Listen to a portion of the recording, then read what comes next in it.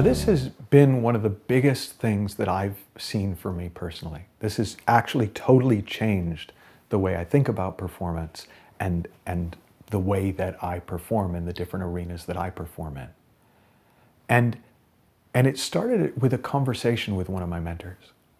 And I was talking about how well I thought I was doing handling the pressure of growing a business and handling the pressure of some of the new expanded situations I was finding myself in as my business grew. And instead of patting me on the back, he said, God, I'm a little worried that you're feeling pressure. And I was like, well, what do you mean? I mean, I get less pressure is better than more pressure, but I mean, there's clearly a certain amount of pressure inherent in these activities. And no, there really isn't. There's no pressure inherent in any situation.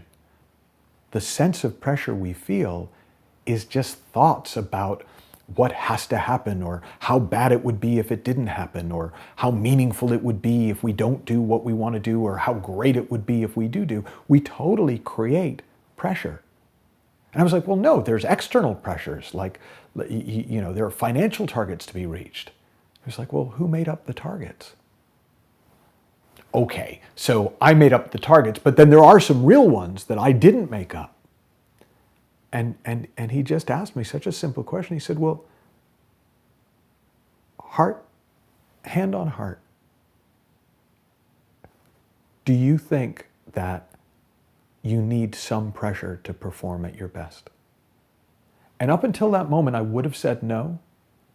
But in that moment, I realized I still thought that at some level, some pressure was going to help. And this is what was interesting. As soon as I saw that there was no positive benefit to feeling pressure, it actually stopped looking to me like there were any external pressures. I hadn't realized that in some way, because I thought that having a foot on my neck kind of pushing against me was spurring me onwards,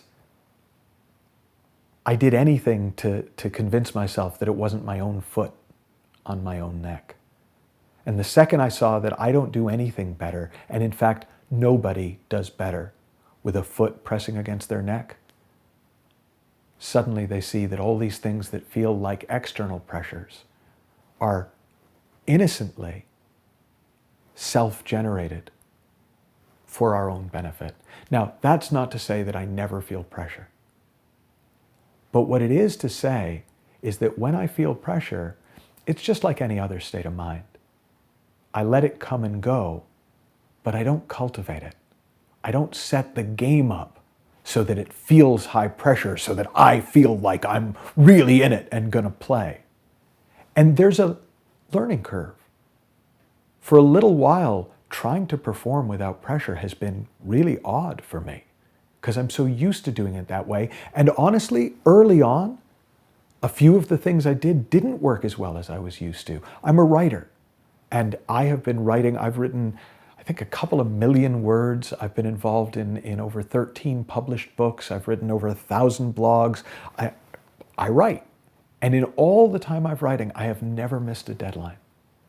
And when I decided to take all the pressure off, when I decided to see what not just low pressure high performance, but no pressure high performance felt like, I missed a couple of deadlines.